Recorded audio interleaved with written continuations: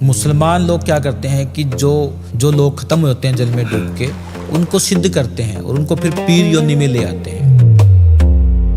तो अभी अपने ननिहाल गई थी एक बच्ची, अपने मामा की लड़की थी, वो बुआ की लड़की हो गई, दोनों साथ में खेल रही थी। अब उधर से क्या हुआ कि अचानक उसकी अकाल मृत्यु हो जाती है, किसकी? मामा की लड़की की। प्रेत योनि में आके क्या है कि वो घर में अंदर तोड़ फोड़ करना, कभी इसके अंदर आ रही है, कभी उसके अंदर आ गई, कभी अपने मम्मी में आ गई। टोने टोटके में कितना मानते हो?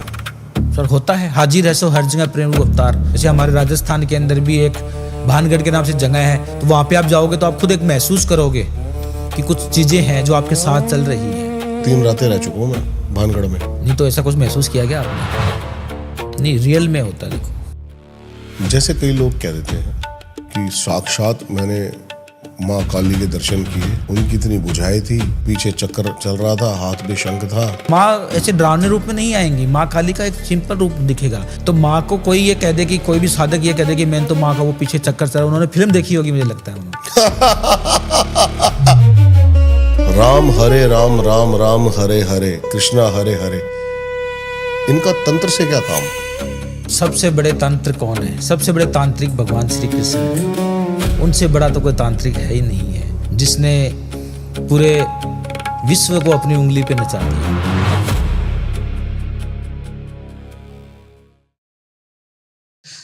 दीपक जी, मैंने आपका एक पॉडकास्ट देखा था, मैंने उसमें आपसे सैंडविच मांगा जाता है और आप पूछते हैं उससे वेज या नॉन वेज। हाँ, लेकिन मैंने आपको बताया कि वो सनातन नहीं है, वो बुद्धिज्म है।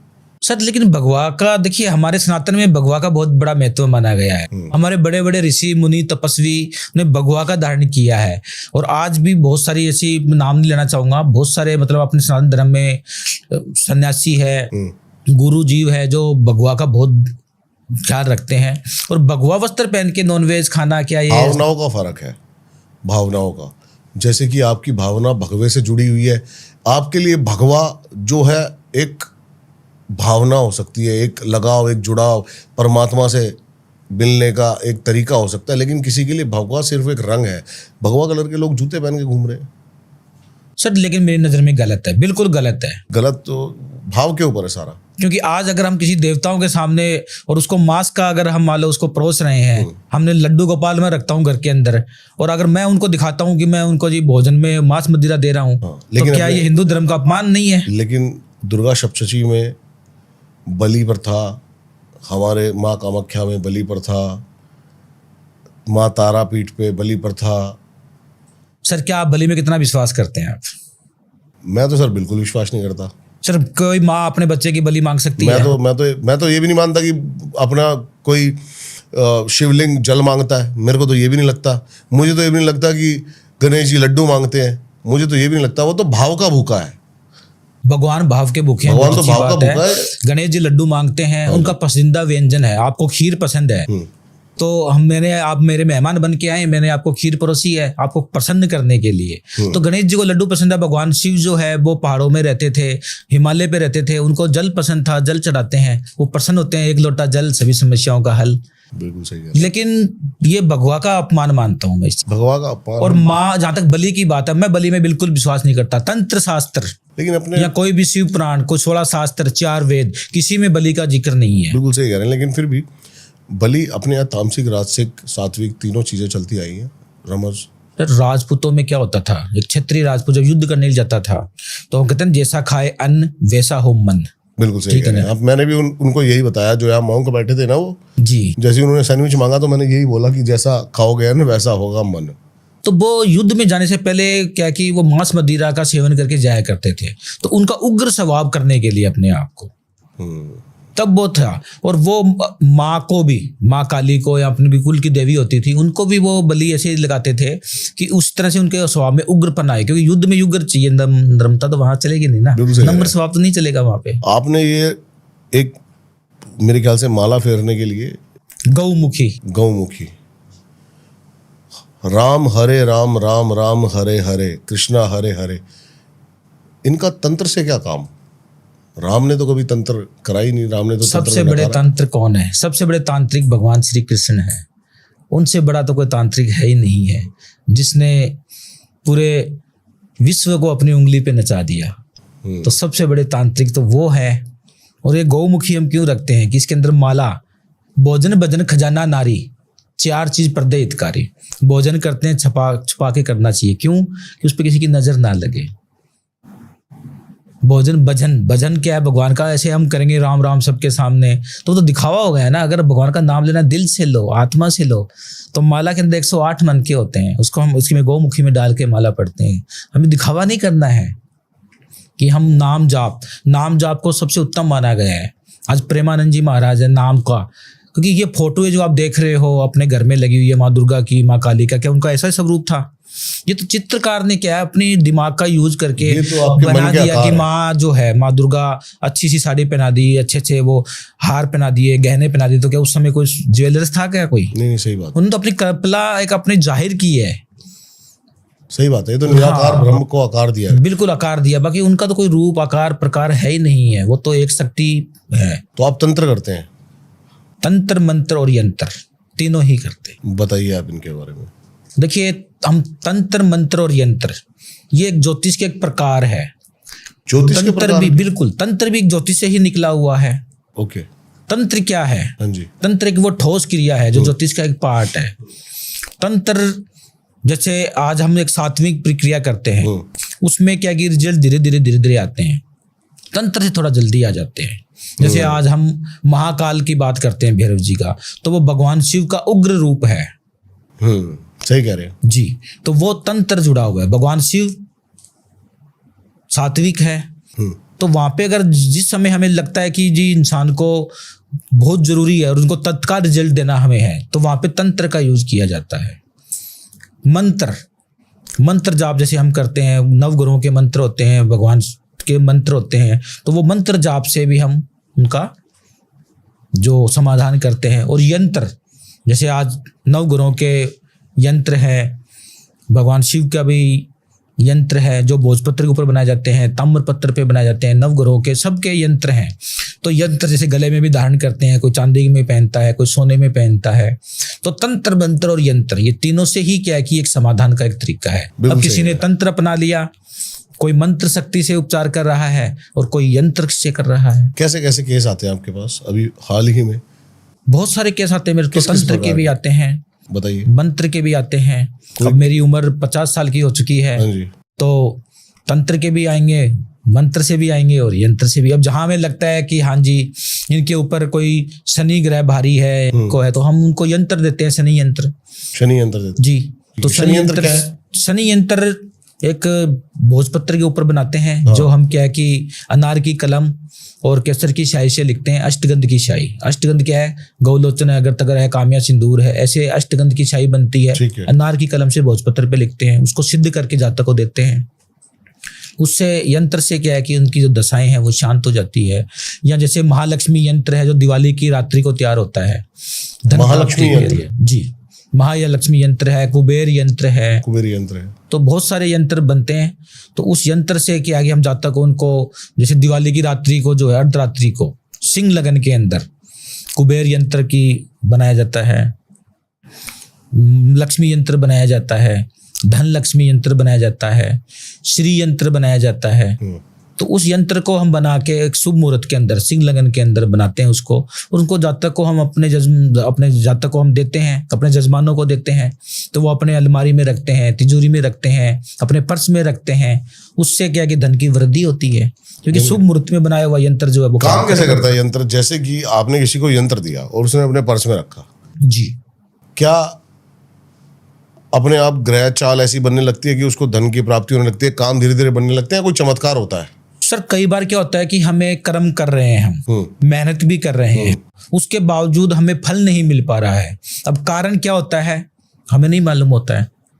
तो हम उस जातक का जो है वो हम उसकी कुंडली का सर्च करते हैं कि विपदाएं कहाँ आ रही है।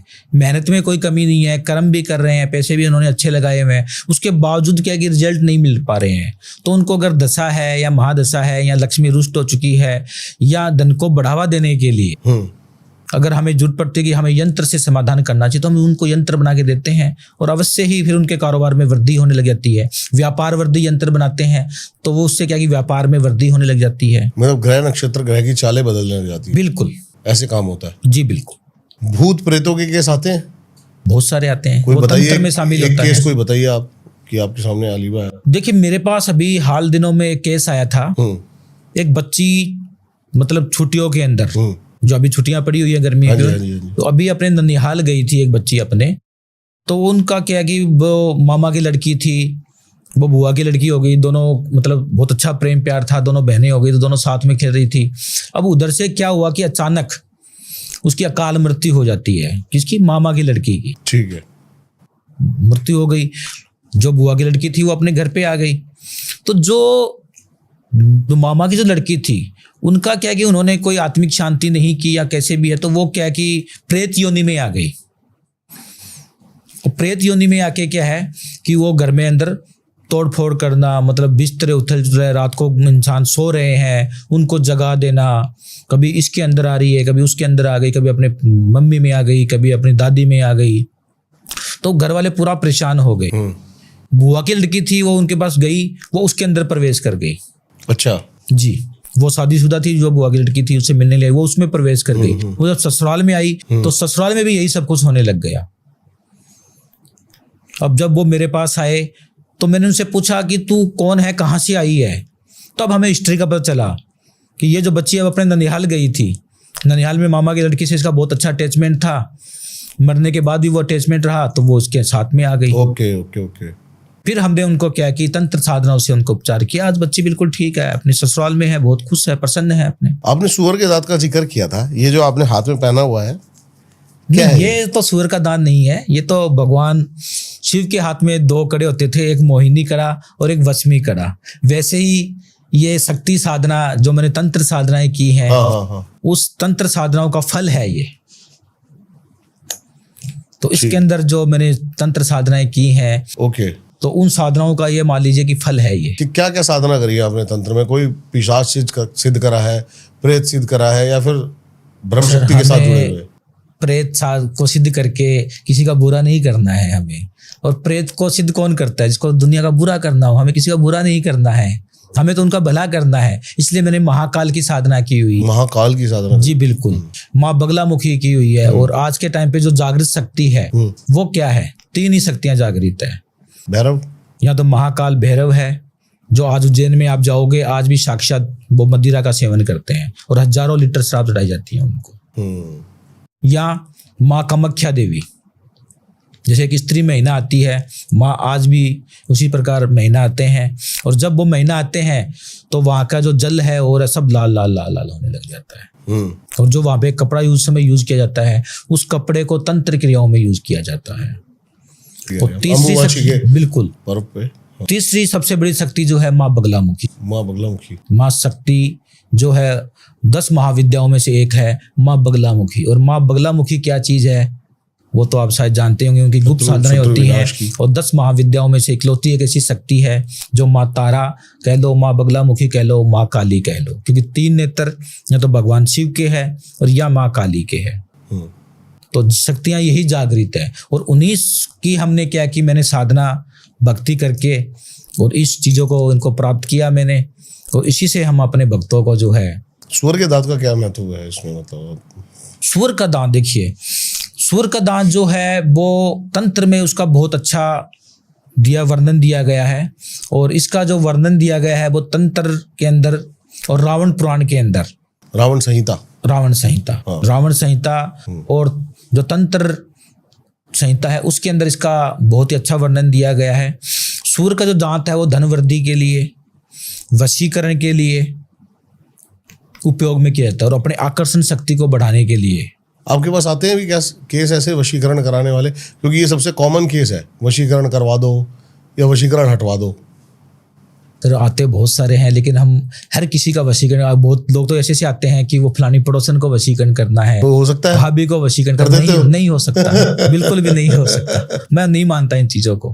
क्योंकि जब तक उसके संस्कार तपोराज राजो नर्क, जपजी साहब में लिखा हुआ है कि जिसके साथ हमारे संस्कार है उसी के साथ ही आगे बढ़ेगा अपना। मतलब उस संस्कारों में कोई दिक्कत आ रही है वहां पे हम वशीकरण का प्रयोग करते हैं। पति पत्नी में रिलेशनशिप में उनकी दिक्कत आ रही है, पति का या पत्नी का एक्स्ट्रा मैरिटल अफेयर चल रहा है, वहां पे वशीकरण का प्रयोग किया जाता है। एक प्रेमी प्रेमिका है, 5-10 साल से जुड़े हुए हैं, कुंडली बहुत अच्छी मैच मेकिंग कर रही है उनकी, अच्छे योग बने हुए हैं उनके, हम सब देखते हैं, तब जाके हम वशीकरण का प्रयोग करते हैं।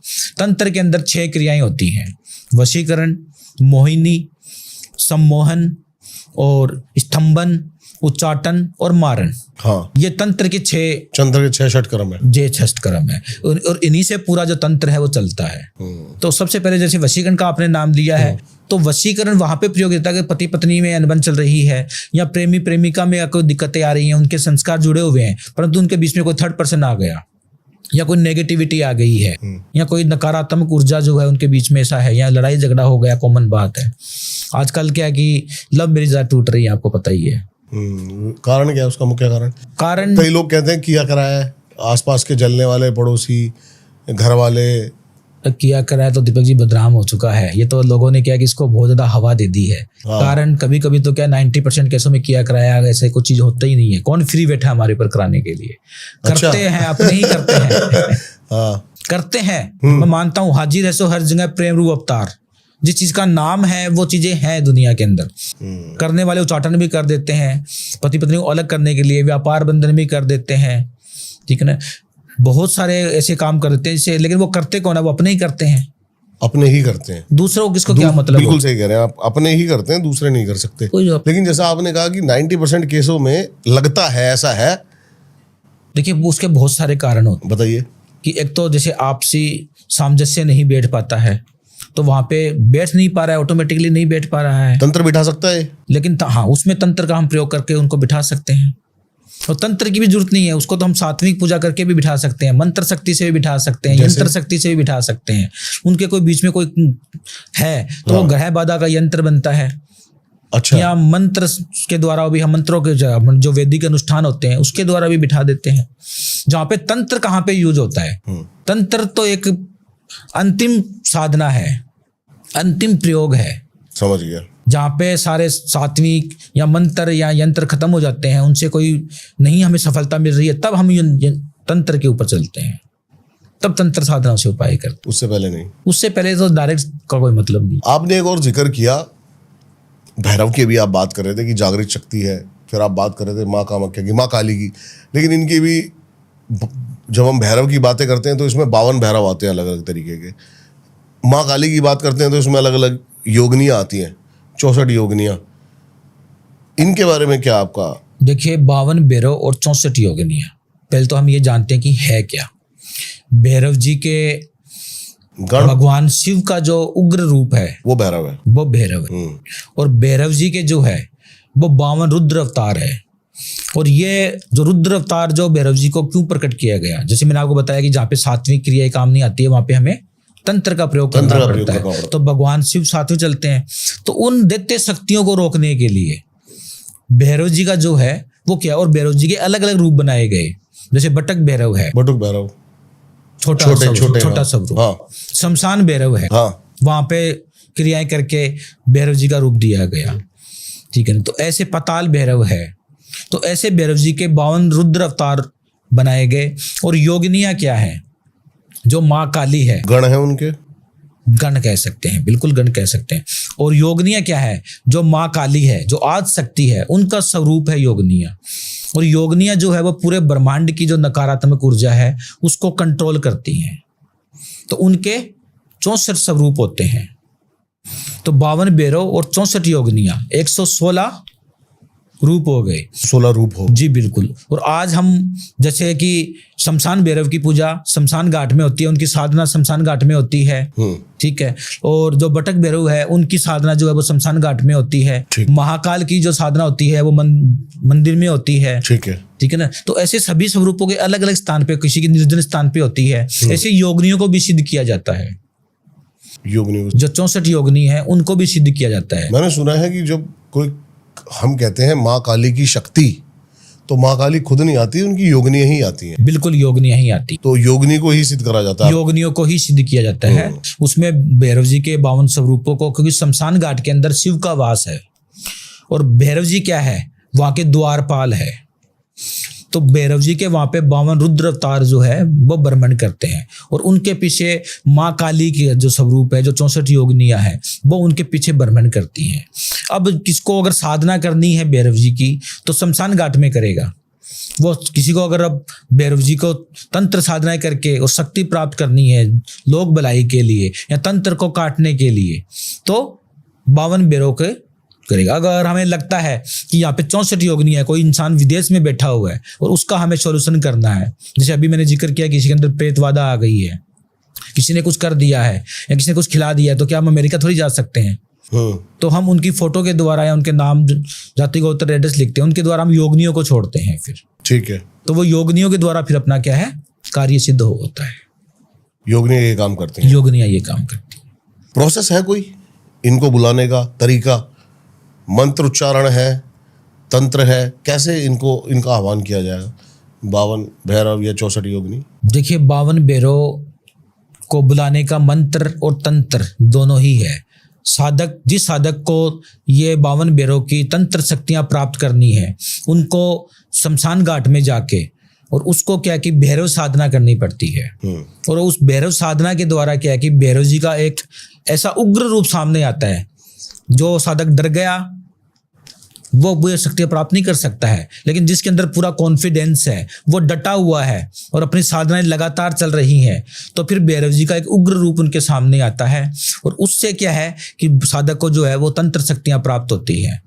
और किस लिए होती हैं? अब मैं एक प्रैक्टिकल एक सब्जेक्ट के ऊपर चलते हैं कि किसी को मान लीजिए कि किसी को तंत्र की जरूरत है, इंसान मरणावस्था के अंदर है या उसके ऊपर ऐसा कुछ कर दिया गया है, ऐसा कोई टोटका कर दिया गया है या ऐसा कोई भूत प्रेत, क्योंकि वो प्रेत वासना है, तो वहां पे अगर मान लो प्रेतों का कोई ऐसा कोई घर में कोई साया है, उस साये को दूर करने के लिए और भैरव जी की साधना शमशान घाट में की जाती है।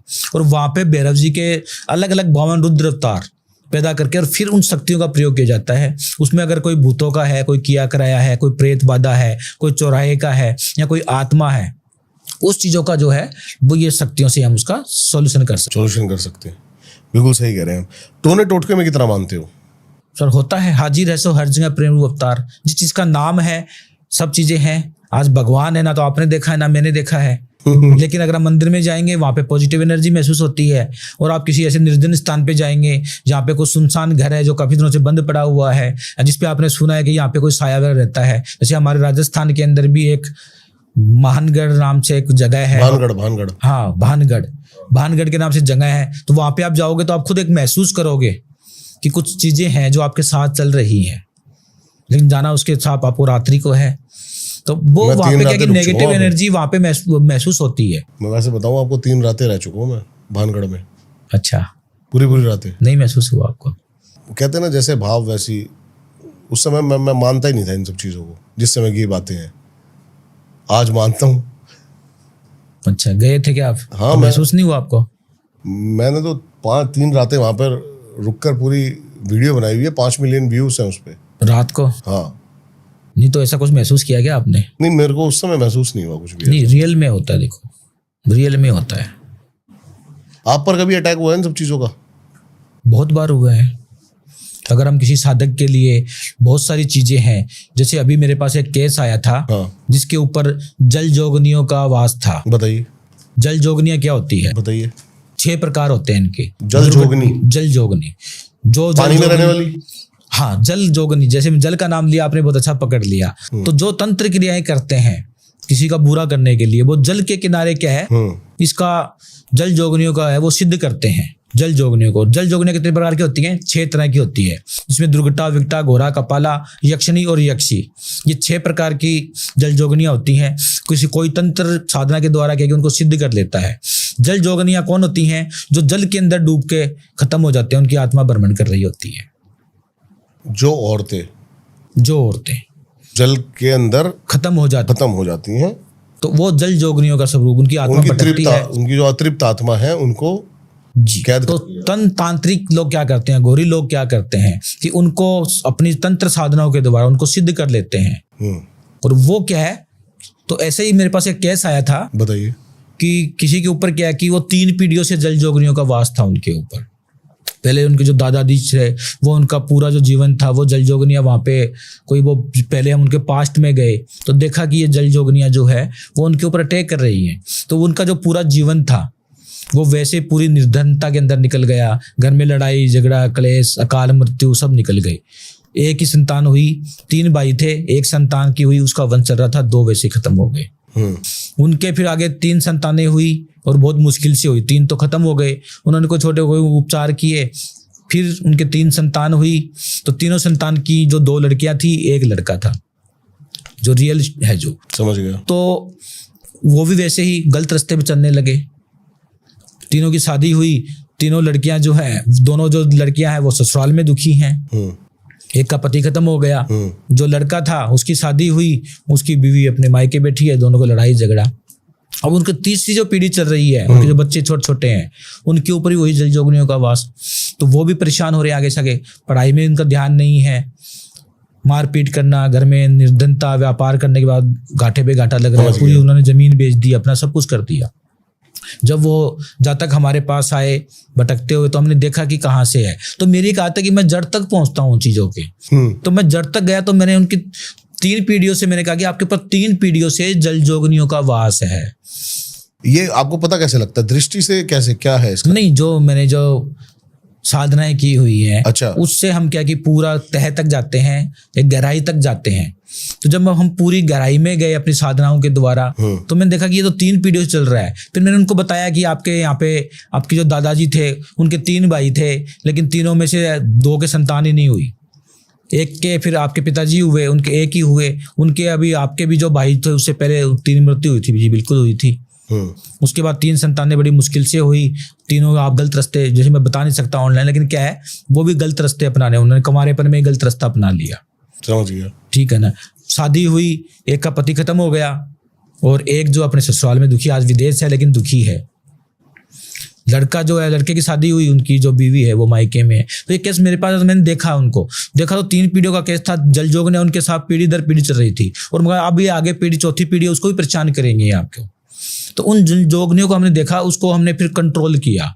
कंट्रोल करने के लिए अब जल जोगनियों में सात्विक तो चलेगी नहीं वहाँ पे, कि वो जल जोगनियाँ हैं और वो मतलब उनके घर में, उनके रोम रोम में हर जगह वो ये मानो बस चुकी थी। जैसे दीमक पेड़ को खा जाती है ना धीरे धीरे, समझ गया। तो वो दीमक खत्म हो तो पेड़ भी खत्म हो जाएगा।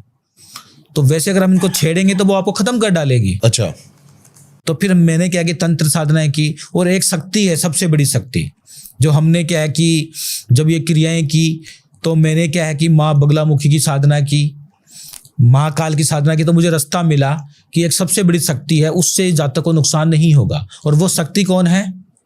सबसे बड़ी शक्ति है ब्रह्मांड के अंदर, महाकाल से भी बड़ी शक्ति है आदि शक्ति, क्योंकि आदि शक्ति है और वो है उल्का पिंड के ऊपर। माँ तरणी का वास है, माँ तरणी का वास है, तरणी का। जी देखो अपने शास्त्रों के अंदर जो भी आज जिक्र है इस चीज का, बिल्कुल जिक्र है। ओके।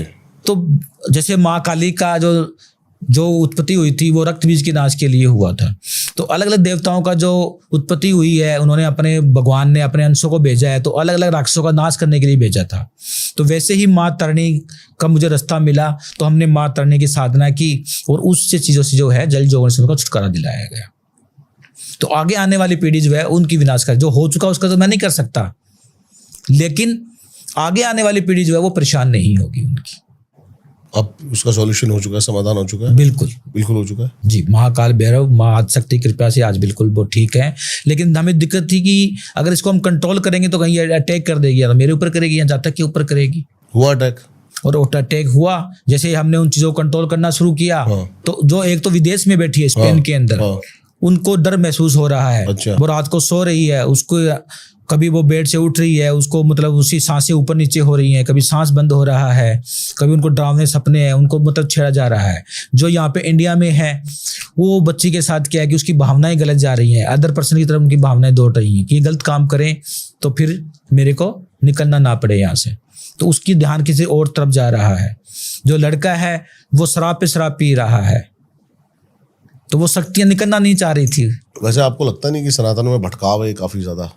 भटकाव है, कोई कहता है एंड नहीं है इसका कोई, आदि शक्ति सबसे ऊपर है, कोई कहता है शक्ति सबसे ऊपर है, कोई कहता है शिव सबसे ऊपर है, महाकाल सबसे कोई ऊपर एंड, है। सनातन का कोई एंड नहीं है। मतलब हर धर्म का एक एंड है, लेकिन सनातन का कोई एंड नहीं है। बहुत सारी शक्तियां पैदा हुई हैं, बहुत सारे देव दैत्य राक्षस। नहीं, बात एंड की नहीं है, बात है कि कोई कुछ कह रहा है, कोई कुछ कह रहा है। सर अब ज्ञान और अज्ञान दोनों में फर्क है। तब देखो, अब मैंने बहुत सारे पॉडकास्ट देखे हैं, किसी को कोई काचे कलवा जेब में लिए घूम रहा है, हाँ, ठीक है ना, कोई आप नहीं मानते? कोई शक्ति किसी के साथ कैसे घूम सकती है?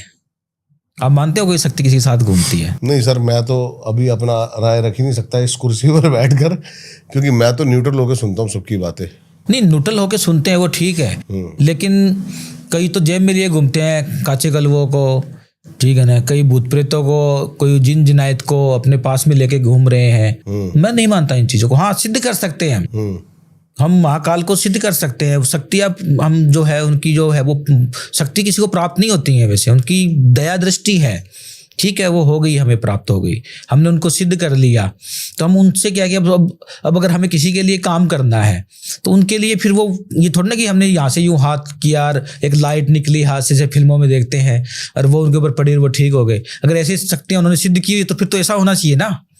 भगवान कृष्ण के अंदर शक्तियाँ थी, ठीक है ना, उन्होंने कभी प्रदर्शन नहीं किया, गुप्त रूप से किया उन्होंने प्रदर्शन। राम के अंदर शक्तियां थी, साक्षात भगवान विष्णु का अवतार था वो, लेकिन उन्होंने कभी अपनी आम जिंदगी बन के रहे, वो आम नागरिक बन के रहे हैं। वो बहुत सारे हैं, बहुत सारे ऋषि मुनि तपस्वी हुए हैं जिन्होंने क्या कि मतलब कई ऐसी जगहों पे जब उनको लगता था कि अब हमें प्रदर्शन करना पड़ेगा, जैसे हमारे गुरुजी थे, तो भंडारा चल रहा था गुरुजी के आश्रम के अंदर और हलवाई बैठे हुए थे, तो वहाँ पे क्या है कि घी खत्म हो गया।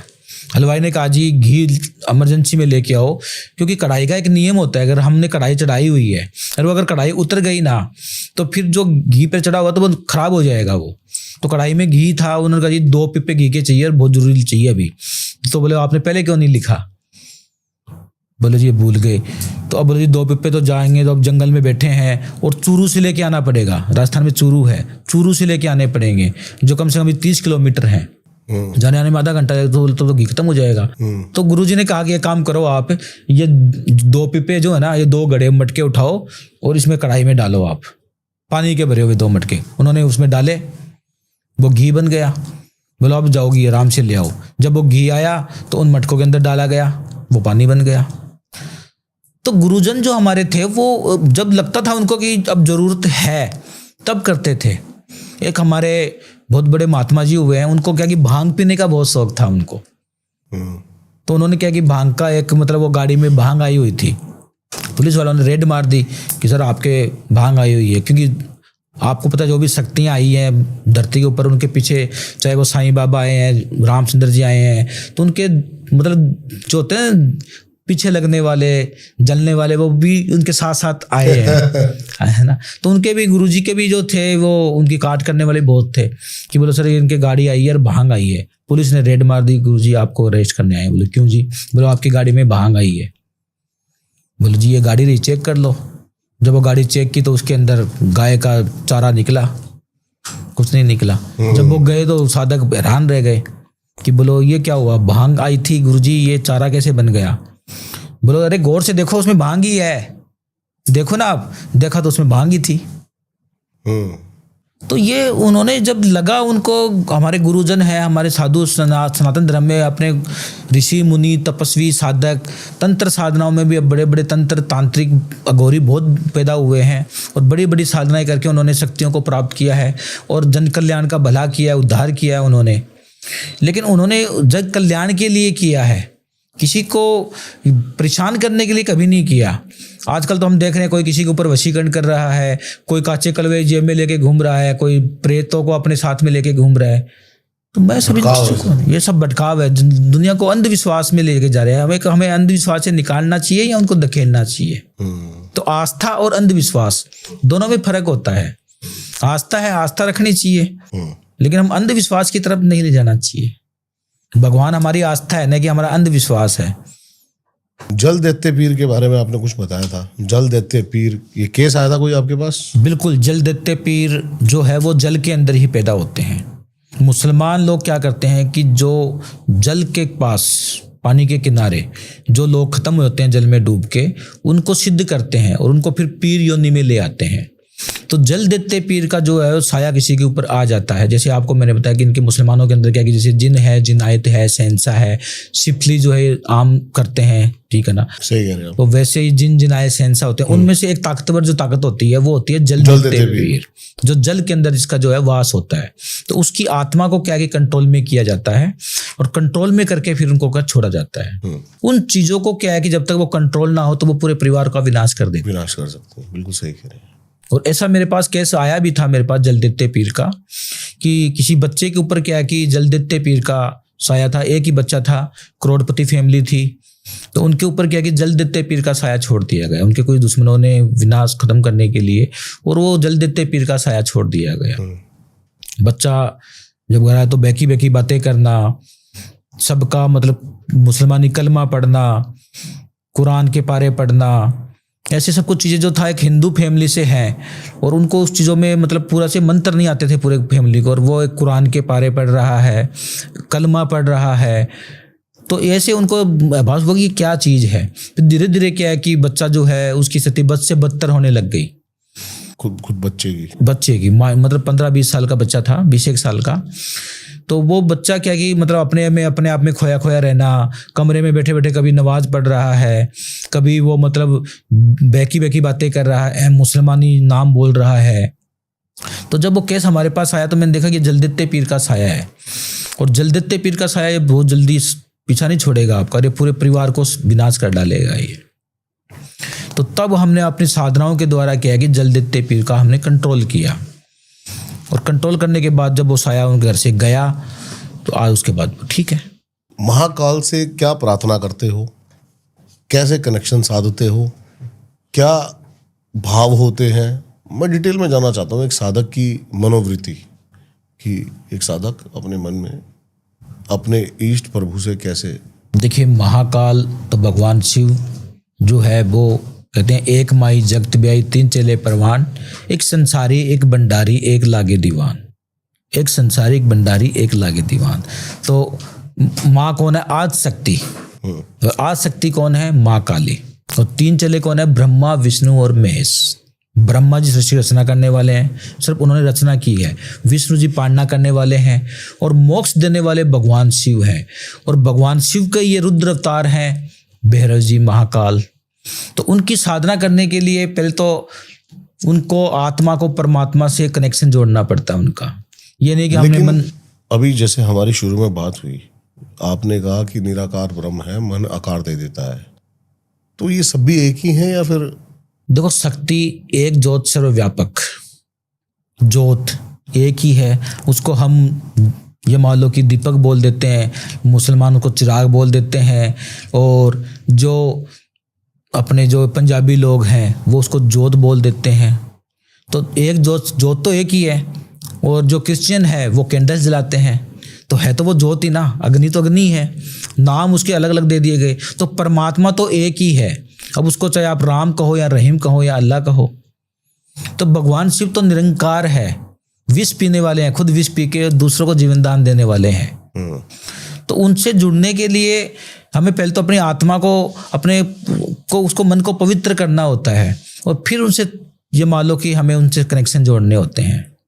और जब एक साधक उस स्थिति तक, उस साधना में पहुंच जाता है, जब वो साधना में बैठता है, तो उसका जो कुंडली चक्र है वो धीरे धीरे क्या है कि वो उसका जो है वो आत्मा परमात्मा में विलीन होना शुरू होता है, और अपनी जो सांस है वो आत्मा से निकलनी शुरू हो जाती है। तो भगवान तो क्या है कि सिर्फ भाव के भूखे हैं, वो तो भाव देखते हैं। तो एक साधक की साधना को वो भाव से देख रहे हैं कि कितना भाव है इसके अंदर, और वो भावना को जो है उसमें फिर वो शक्तियां प्रदान करते हैं हमें। दर्शन हो जाते हैं भगवान के, अगर सच्चे मन से करें तो क्यों नहीं हो जाते हैं। बिल्कुल, पत्थर के अंदर भी भगवान निकल आते हैं, साक्षात भगवान। बिल्कुल साक्षात कल्पना करता है। वैसे रेदास जी जो थे ना, रेदास जी वो जाति के चमार थे, ठीक है ना। उनका काम क्या था कि वो जूते गांठने का काम करते थे, लेकिन उनकी भगवान में बहुत अपार आस्था थी। भगवान में अपार आस्था थी। सभी लोग, कुंभ का मेला लगा हुआ था, सभी लोग हरिद्वार जा रहे थे। लोगों ने कहा कि महाराज जी चलो हरिद्वार, एक नहीं टोका, दो नहीं टोका, क्योंकि बहुत बड़े संत थे वो। महाराज जी चलो हरिद्वार, उनके पास साधन नहीं था। उन्होंने कहा कि अगर माँ को जरूरत होगी ना तो मेरे पास यहीं आ जाएगी।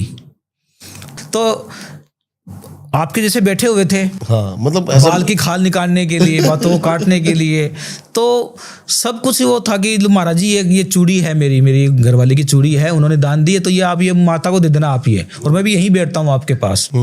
ठीक है जी। सुबह से दोपहर हो गई, शाम हो गई, मुझे माता रानी नहीं आई। अरे बोलो उनको फ्री तो होने दो, वो बहुत बिजी हैं वो। बोलो नहीं आने दो उनको। बोलो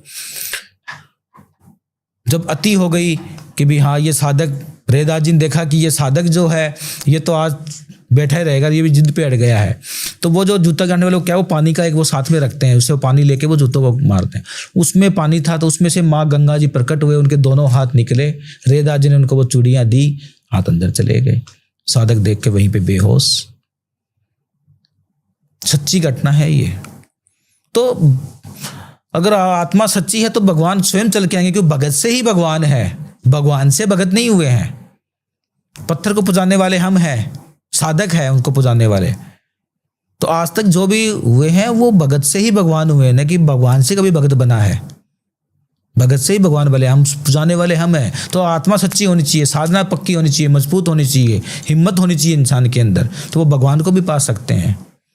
जैसे कई लोग कह देते हैं कि साक्षात मैंने माँ काली के दर्शन किए, उनकी इतनी बुझाई थी, पीछे चक्र चल रहा था, हाथ में शंख था।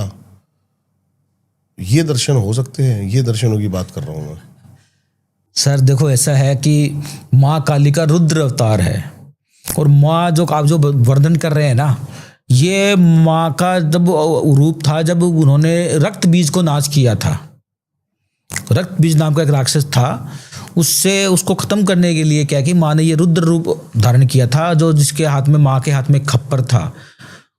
तब माँ जो पार्वती जो आज शक्ति है, उनके स्वरूप को पैदा किया गया था माँ काली के रूप में। और रक्त बीज जो था, उसकी जो एक रक्त की बीज जहाँ पे पृथ्वी पे गिरती थी, तो वहाँ पे 1000 राक्षस पैदा होते थे। तो देवताओं ने सोचा कि ये जितने बूंदे गिरेंगी उतने ही राक्षस पैदा होंगे। तो उस रक्त बीज का नाश करने के लिए आज शक्ति ने क्या है कि माँ काली का जो रूप धारण किया था। तब क्या कि उन्होंने खप्पर लिया, तो माँ क्या कि रक्त बीज का नाश कर रही थी, राक्षसों का विनाश कर रही थी, जो खून था वो अपने खप्पर में भर रही थी। लेकिन अगर हमें माँ के दर्शन करने हैं तो माँ तो किसी भी रूप में आ सकती है, और माँ ऐसे डरावने रूप में नहीं आएंगी। माँ काली का एक सिंपल रूप दिखेगा। जैसे पहले एक कैमरे में एक रील आती थी, रील डलती थी, नेगेटिव डलते थे उसको, तो जब हम वो नेगेटिव को हम देखते थे तो उसमें हमें कुछ तस्वीरें नजर आती थी, हम पहचानने की कोशिश करते थे कि ये जी हमारे पिताजी हैं, या माता जी है, ये बहनें हैं, मामा की लड़की है। तो वैसे ही ये कुछ जो नेगेटिव रूप में कुछ क्या है कि धुएं के रूप में कुछ चीज नजर आती है, जो बहुत धुंधली धुंधली नजर आती है। माँ का साक्षात रूप तो कोई देख ही नहीं सकता, क्योंकि वो तो बहुत शक्तिशाली है, इतना तेज है उनके अंदर कि कोई आम इंसान देख ही नहीं सकता है। और इतिहास गवाह है, आज तक आज शक्ति या भगवान ने पृथ्वी पे पैर नहीं रखे हैं। उन्होंने सिर्फ अपने अंशों को छोड़ा है, अपने अवतार हुए हैं उनके। तो माँ को कोई ये कह दे कि कोई भी साधक ये कह दे कि मैंने तो माँ का वो पीछे चक्कर चला, उन्होंने फिल्म देखी होगी, मुझे लगता है उन्होंने। सही कह रहे हैं, फिल्म देखी होगी उन्होंने। क्योंकि ये जो वर्णन बता रहे हो, जैसे मैंने अभी थोड़ी देर पहले अपना बात हुई थी कि कल एक वीडियो देख रहा था परमानंद गिरी जी की, साक्षात ब्रह्म का रूप है वो इस धरती पर। बिल्कुल है, मैं मानता हूँ। प्रेमानंद गिरी जी की बात नहीं कर रहा मैं, परमानंद गिरी। मैं यहाँ पे फोटो लगा दूंगा उनकी, परमानंद गिरी जी। अभी तो बोलने की अवस्था में नहीं है वो, 90 साल की उम्र हो चुकी है उनकी। जो वीडियोस हैं उनकी वायरल, वो 17-18 साल पहले रिकॉर्ड हुई थी, लेकिन वायरल आज के समय पे हो रही हैं जी। एक वीडियो थी उनकी, उनका टाइटल था मैं ही ब्रह्मा हूँ, मतलब मैं ही ब्रह्म हूँ। उन्होंने भागवत कथा बताई और बताया कि कैसे शरीर का महत्व है, व्यक्ति का महत्व है, व्यक्ति के रूप में ही ब्रह्म आकर व्यक्ति को समझा रहा है और वो समझकर ब्रह्म बन रहा है। बिल्कुल, बहुत अच्छी बात कही उन्होंने। तो यही मेरे दिमाग में था कि जब उस ब्रह्म ने भी आकर शारीरिक रूप में सब कुछ किया, तो क्या ऐसा हो सकता है कि कोई इंसान उस ब्रह्म को ऐसे साक्षात देख सके?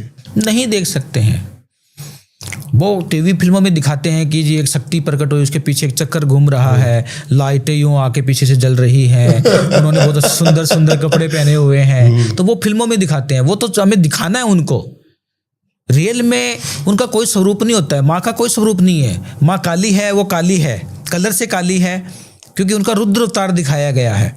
लेकिन माँ असली है कौन? माँ तो आज शक्ति है जिसका किसी को पता ही नहीं है। माँ पार्वती का स्वरूप है सब, जो पैदा ही नहीं हुए आज तक। और जो क्या कि 7 जन्मों से भगवान श्री शिव जो हैं वो उनका मिलन देखो कितना, माँ पार्वती ने कितने हवन, कितने यज्ञ, कितनी तपस्याएं की है भगवान शिव को अलग अलग रूपों में पाने के लिए, कितने उन्होंने जन्म लिए हैं उन्होंने उस भगवान शिव को अपने पति को पाने के लिए। तो एक साधक क्या उनको ऐसे ही देख लेगा सामने? बिल्कुल सही। माँ पार्वती ने हर जन्म में कभी गोरा के रूप में जन्म लिया, कभी महागोरा के रूप में जन्म लिया, कभी पार्वती के रूप में जन्म लिया, कभी किस रूप में जन्म लिया, कितने जन्म बीत गए, तब जाके उनको भगवान शिव की प्राप्ति हुई उनको। तब वो आज सकती, जब इतने जन्म ले सकती है अपने प्रभु को पाने के लिए, अपने प्रेम को पाने के लिए, तो क्या एक साधक 1-2 साल उसने तपस्या की, कैमरे के सामने आके बोल दिया उसने कि हाँ जी ठीक है जी मैंने तो माँ काली को देख लिया, क्या माँ काली उसकी प्रॉपर्टी है माँ उसकी? ऐसा नहीं होता है। उनका एक धुंधला रूप जो है उनका हमें महसूस होता है। जब हम साधना में बैठते हैं तो मैं महसूस कर सकता हूँ माँ को।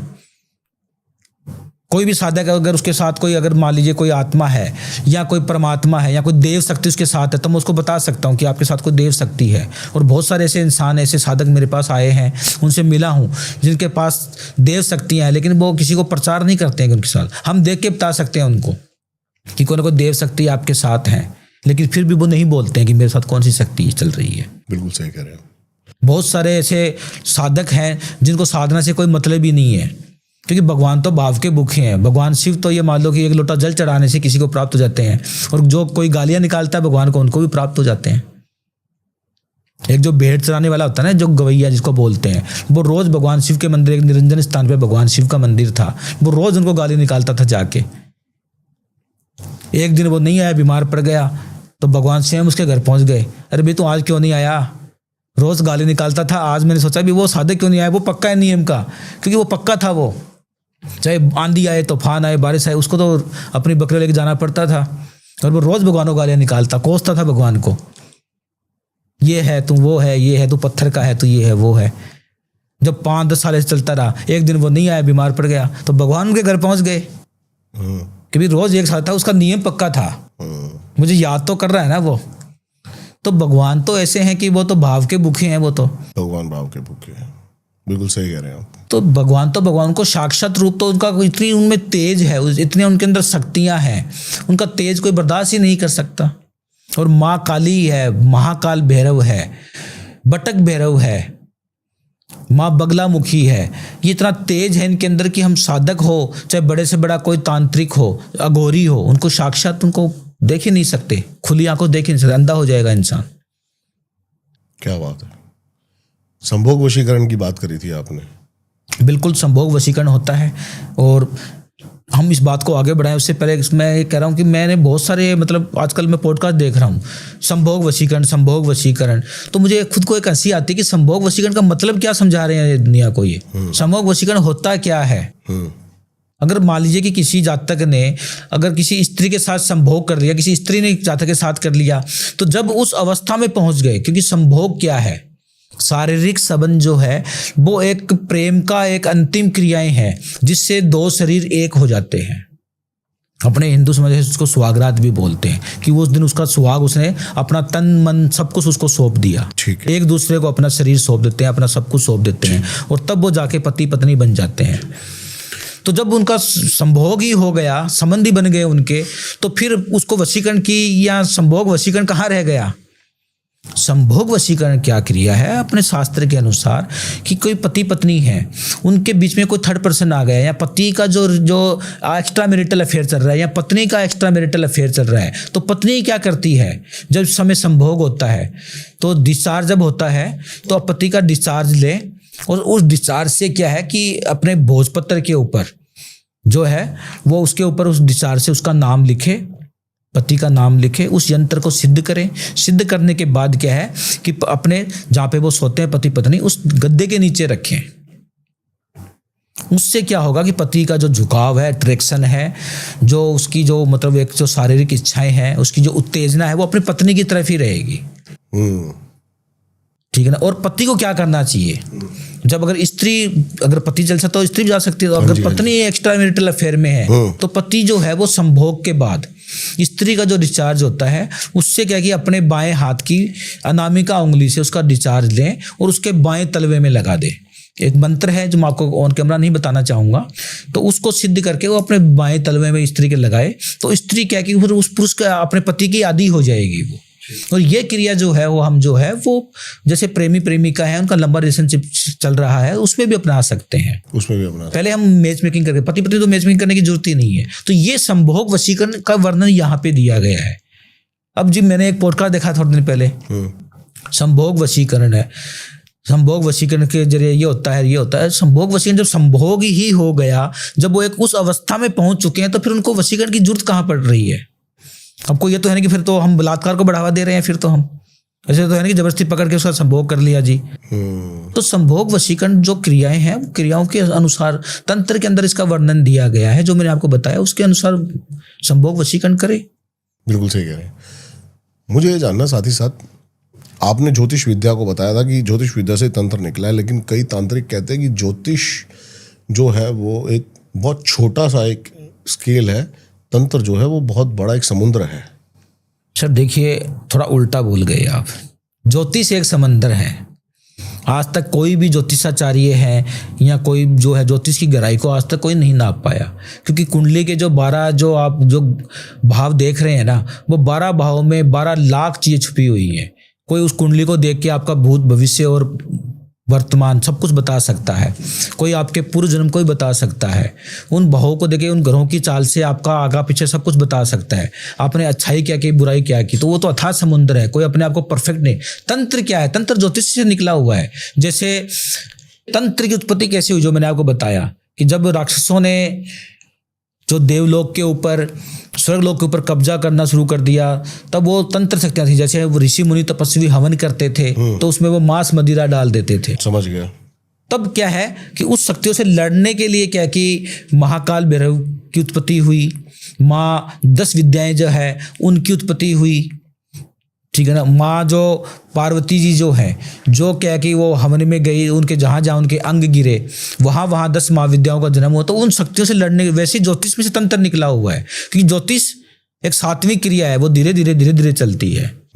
तंत्र क्या है, किसी को अगर मान लीजिए कि कोई मरणासन में है या किसी के अंदर भूत प्रेत जादू टोना कुछ कर दिया गया है, तो ज्योतिष धीरे धीरे चलेगा।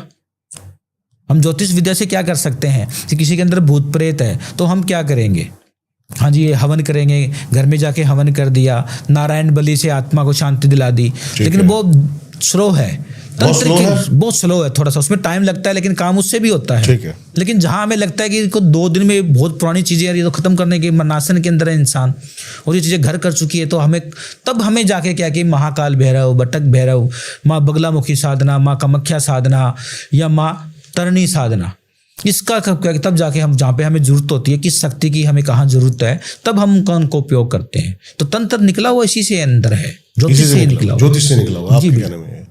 कैसे कैसे लोग आपसे संपर्क कर सकते हैं, कैसे कैसे लोग आपसे मिल सकते हैं, ये बताइएगा आप। जी सभी कर सकते हैं। मैंने आपको बताया कि तंत्र, मंत्र और यंत्र तीनों में ही मैंने क्या है कि PhD कह सकते हैं, क्योंकि हमारा तो मैंने गुरु जो बनाए हैं तो वो गुरुओं को हमने क्या कि ऐसे गुरु बनाए जो तंत्र मंत्र और तंत्र शक्ति में माहिर थे।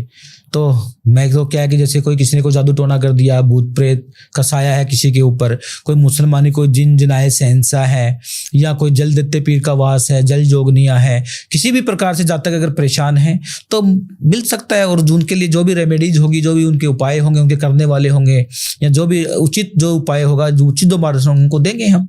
मेरा काम है अंधविश्वास से लोगों को निकालना और सही मार्गदर्शन दिखाना। सही मार्गदर्शन दिखाना। बहुत सुंदर, आपसे बहुत मज़ा आया मुझे बात करके, और पता ही भी नहीं लगा कि पूरा का पूरा पॉडकास्ट कम में निकल गया। बहुत ही सुंदर पॉडकास्ट और बहुत ही अच्छा, धन्यवाद आपका आने के लिए।